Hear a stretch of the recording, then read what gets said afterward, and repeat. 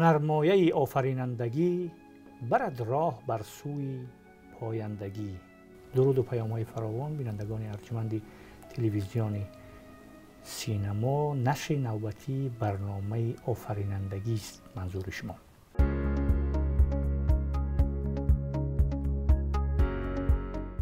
در این برنامه با حضور فیلسوف معاصر ملی پژوهشگری تاجیکی عین زمان در هلند سکونت میکند و زیاده از 1 سال است که در پژوهشگاه فلسفه، سیاست شناسی و حقوقی به نام بهاءالدین فی اکادمی ملی علم‌های تاجیکستان به صفت محقق و پژوهشگر ایفای وظیفه میکند. استاد بشیر عزیزی است که چند ماه پیش با استادم سر 2 موضوع صحبت کردیم و صحبت امروزه ما هم در موضوع آفرینندگی در تاریخ اندیشه فلسفی نام دارد و همین صحبت ما سلسله صحبت می شود، البته با در نظر داشتی فاصله ها، و ما با حضور استاد سعی و تلاش می ورزیم که همین مفهوم آفرینندگی رو در توأمی با فلسفه و اندیشه فلسفی در کل بشر تا امکان داریم معرفی کنیم. استاد خوش آمدید که دعوت ما رو پذیرفتید. سپاسگزار هستم از شما. استاد از اینجا شروع میکنیم که سری فلسفه بحث‌های زیادی شده است در طول تاریخ، از زمان قدیم هم، عصرهای میانه هم، دوره نو و نوترین هم، و همیشه ورد زبان‌ها بوده است. تعریف‌های زیادی هم دارد. در جهان اسلام هم با او تعریف دادن، به فلسفه تعریف دادن. از اینجا شروع کنیم استاد که همین زیر مفهوم فلسفه یک تعریف مشخصی هست که بتونیم که به همون بچسبیم و هدف فلسفه چی است؟ سوال بسیار عمیق و مهم است در تاریخ فلسفه هم. البته فلسفه یک نگرش خاص است به دنیا و طبیعت و انسان، و اما در طول تاریخ که ما تاریخ فلسفه را ببینیم، یک تعریف جهان شمول که مورد قناعت همه فلاسفه و خارج از حوزه فلسفه باشد وجود ندارد. البته دلایل معین در وجود دارد، برای اینکه خود تفکر فلسفی یک پدیده تاریخی است. وقتی یک پدیده تاریخی است، در طول تاریخ میتونه که تغییر بیابه. مسائل پدیده های طبیعی نیست، مانند آب که یک تعریف معین داشته باشه، فرمول باشه و از در همه جا یکسان از او تعریف شود که از اکسیژن و هیدروژن تشکیل شده و برای همه یک معنی داشته باشه و یک مقصد برسانه و در از تاریخ بشری وابسته نباشه. بنان وقتی که ما به مسئله تعریف فلسفه شروع میکنیم، از کجا باید شروع بکنیم؟ فکر میکنیم که شاید به موضوع فلسفه اگر بپردازیم برای ما شاید یک دید روشن از فلسفه بدهد.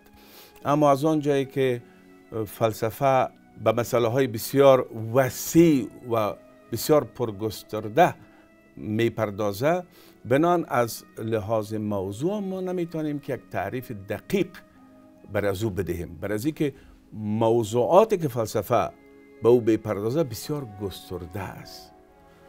و دیگه این که مربوط به این میشه که چی فرد این فلسفه را در کدام زمان تعریف میکنند، در زمان یونان باستان یا در زمان پس از سقراط، در زمان قرون میانه، در غرب، در شرق. بنان از روی موضوع فلسفه به خاطر از اینکه مسئله بسیار فراگیر است، هم مسائل بسیار کلی هستند، مسئله هستی هستند، مسئله جایگاه انسان در هستی هستند، چرا ما به اینجا به این دنیا آمدیم، پایان حقیقت زندگی چیست، درک و دریافت از این چگونه است. چون مسائل بسیار پردامنه و پرگسترده است، بنان مشکل است که ما یک تعریف دقیق از فلسفه بدیم. بعضی به خاطر است که هدف فلسفه برای دوره‌های مختلف تاریخ فلسفه، مثلا در یونان پیش از سقراط، درک و شناخت هستی بوده. چگونه ما هستی را میتونیم که درک بکنیم، دریافت بکنیم. در زمان پس سقراط و زمان سقراط مسئله عزیز که حقیقت را ما چطور میشناسیم و انسان در اینجا محور بود، هستی نبود، اخلاقیات محور بود. چگونه میتونیم ما یک انسان خوب باشیم، یک جامعه اخلاقی خوب داشته باشیم. برای دکارت فلسفه چیز دیگه بوده و در عصرهای برای کانت مرزهای شناخت مطرح بوده که چگونه ما میتونیم با شناخت ما قادر به این است که ما به همه چیز را در جهان کسب بشناسیم. و می فکرم این مرزهای است که ما همه چیز در جهان نمیتونیم بشناسیم و معرفت و درک ما مرزها داره. بنان یک تعریف همه شمول برای فلسفه وجود نداره. اما یک مسئله اساسی است که فلسفه همیشه یک پرسش است، یک تلاش است، یک تلاش انسان به خاطر درک ژرفتر طبیعت انسان و معنی زندگی. مهمتر از همه آگاهی درباره بله و برای فلسفه ورزی چیزی بسیار مسئله مهمی است که یک فضای آزاد باشه که تا پرسش خود را آدم بتونه مطرح بکنه. شوپنهاور مثلا بر دید از او فلسفه برش دو شرط وجود داشت. یکی که انسان شجاعت از این داشته باشه که هیچ سوال پیش خود نگاه نکنه و بتونه که هر سوال را مطرح بکنه. این مسائل مثلا بر از اونا مسئله اساسی در فلسفه بوده و دیگه که دوم مسئله که زمینه آزاد در جامعه برای از این تفکر وجود داشته باشه. تمام تاریخ فلسفه مثلا از دید هگل فلسفه عبارت از تاریخ تکامل شعور آزادی است که آزادی فرد چگونه در طول تاریخ تکامل کرده است. بنابراین شما میبینید که یک تعریف واحد ما نمیتونیم که از فلسفه بدهیم، برای از اینکه گستردی بسیار وسیع داره و فرد خودش پرسش هایی را که مطرح میکنه برایش اهمیت داره در طول تاریخ تکامل فلسفه. چون تاریخ تکامل میکنه، زندگی انسان ها تکامل میکنه، بدان پرسش ها هم فرق میکنه. یک چیزی جالب هم هست که فیلسوفای زمان نو اون تعریف دادن که فلسفه این نوعی چگونه زندگی کردن و شایسته زندگی کردن رو منظور میکند، از نظر نظریوی پیشنهاد میکند و آگاهی درباره انسان، آگاهی درباره جهان، آگاهی درباره کیهان، همه اینا یک علم آگاهی است. بله. مسئله بسیار اساسی در فلسفه جواب نیست که آدم پیدا، مسئله پرسش است. همین گوناگونی و تنوعی تعریف معنی اینو داره که فلسفه خیلی عمیق است. علم عمیق است و خیلی ژرف است. ویتگنشتاین مثلا میگفت که وظیفه فلسفه روشن ساختن فکر انسان است که وقتی ما فکر را به کسی مطرح میکنیم یا فرضیه را باید واضح و روشن باشه و ابهام در صحبت ها از بین ببریم، برای اینکه بسیاری دشواری ها در جوامع بشری بنابر سوء تفاهم در سیاست، در مسئله تعریف اخلاق و دیگر پدیده است. بنان اگر چیزی ما برای گفتن داریم باید دو را روشن مطرح کنیم و اگر چیزی برای گفتن نداریم سکوت کنیم. همون که فلسفه گفتیم پیش از همه خودی آفرینندگی پیش نظر میاد، چون که علم آفرینندگی است، البته به لحاظ فکری و به لحاظ عقلانی و این. و تشکر زیاد استاد. اکنون بگذاریم به مسئله خود ما. اگر از این آغاز شروع نمی‌کردیم، مقدمه ایران نمی داشتیم، موضوع مثل اینکه مبهم میموند. میگذاریم به اون سوالی مطرح که وقتی که درباره فلسفه صحبت میکنیم استاد، در ذهن ما پیش از همه یونان زمین البته خطور میکند و یونان زمین پیش نظر میاد، جلوه میکند که همین فلسفه میگویم یونان رو در نظر میگیریم. بدون شک. چرا چنین است؟ بدون شک فلسفه از زمانی که انسان پیدا شده سوالات کلی را مطرح کرده. ما برای چی اینجا هستیم؟ این ستاره ها بالای سر ما، این شگفتی و حیرتش که آمده سوالات کرده، اینا سوالات فلسفی بودن.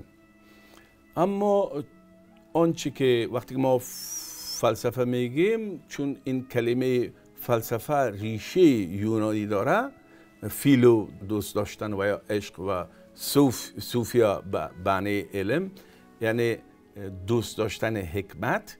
همین کلمه بدون شک کلمه یونانی است، ولی بدین معنا نیست که چون این کلمه یونانی است تفکر فلسفی هم برای اولین بار در یونان به وجود آمده.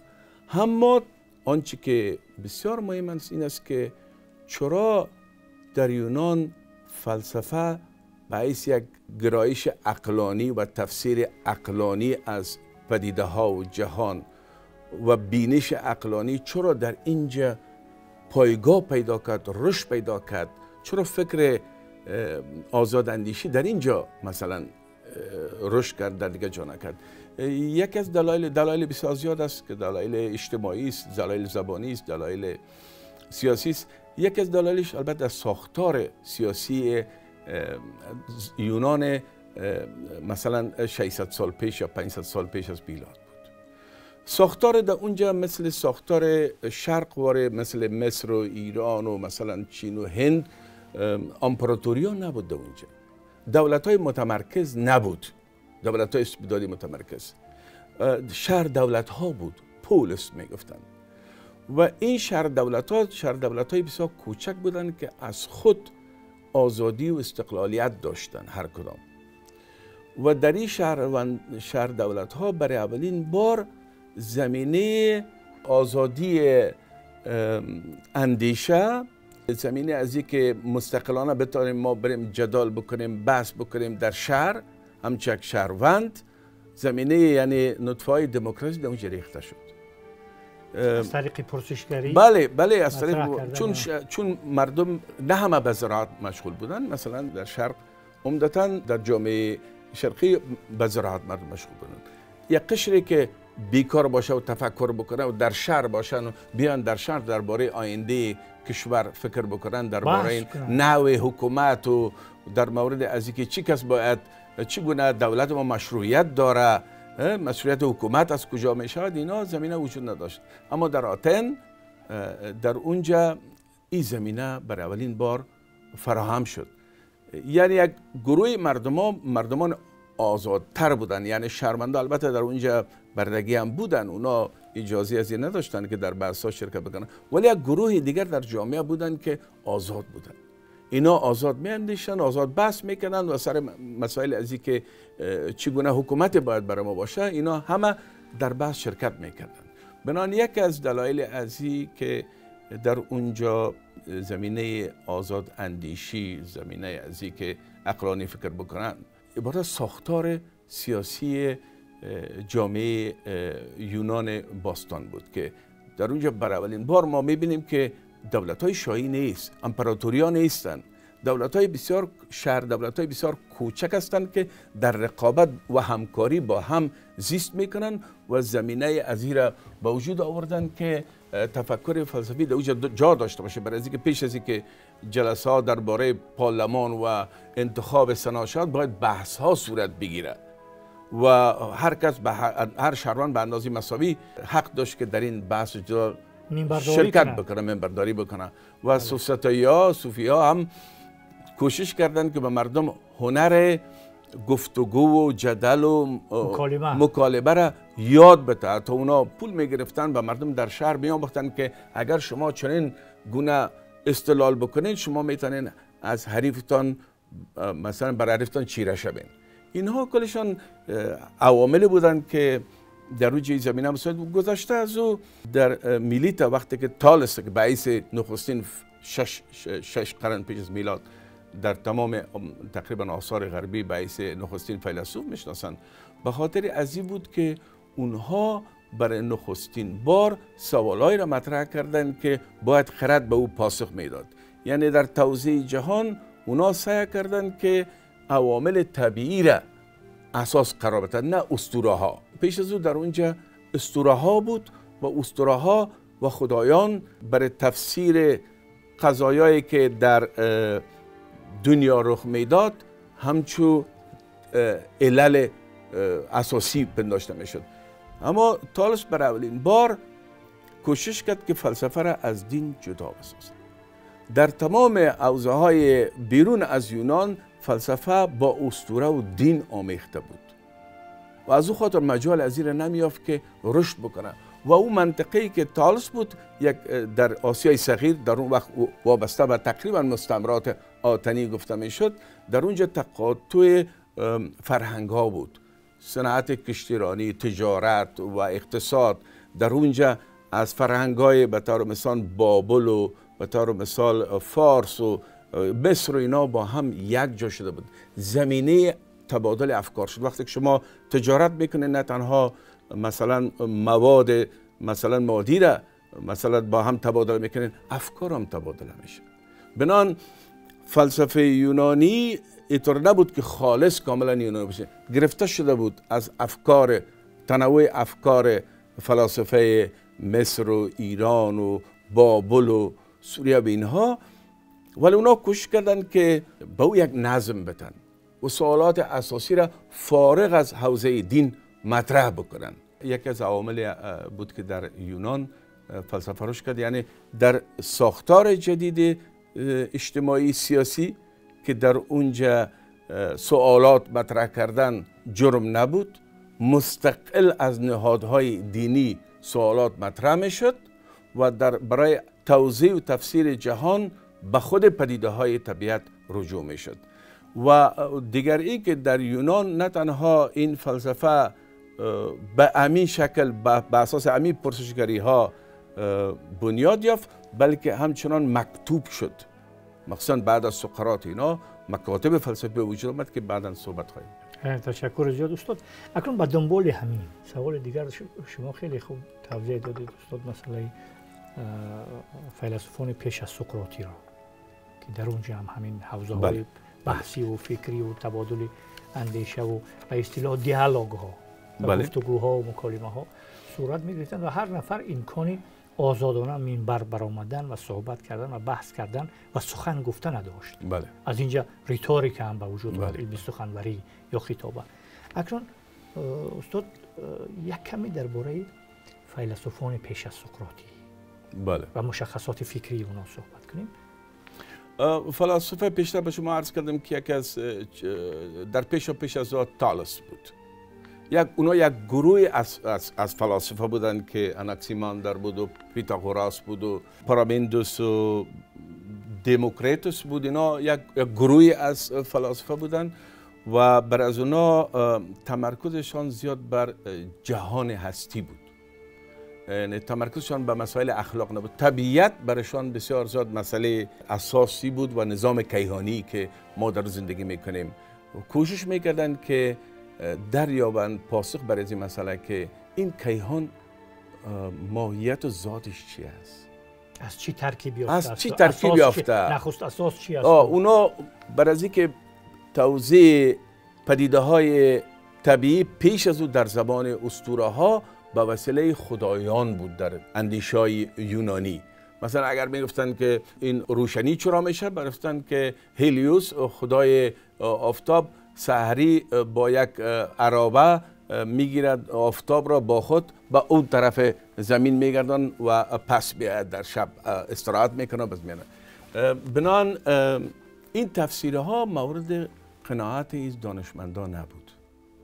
بنان اونا سعی کردن که پدیده های مثل آفتاب و خسوف و کسوف با خود طبیعت توضیح بکنه و او گفت که نه، شما اگر ستاره ها را و اجرام آسمانی را درست مطالعه بکنین، حتی ما میتونیم پیشگویی بکنیم که در کدام زمان در کدام ساعت سال آینده خسوف یا 4 سال بعد خسوف یا آفتاب گرفتگی و خسوف رخ میدهد.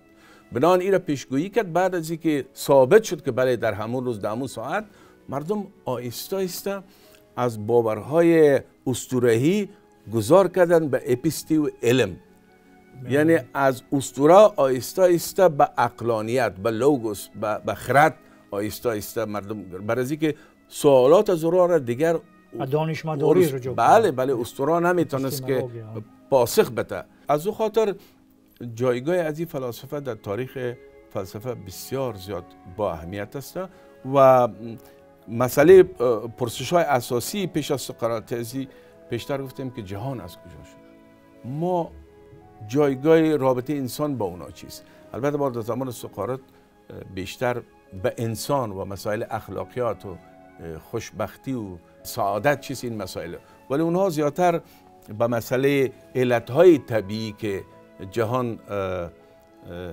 از او به طور مثال پیدا شده و یا آینده جهان به کجا می رویم، زیادتر به این مسئله توجه داشتن.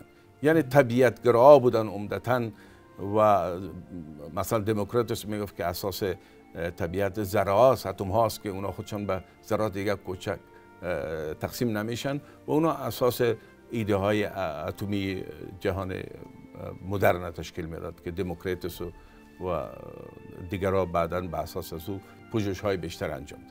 تشکر زیاد استاد. یادآور می‌شویم که با صحبت داشتیم با فیلسوف استاد بشیر عزیزی. رسیدیم به پایان برنامه.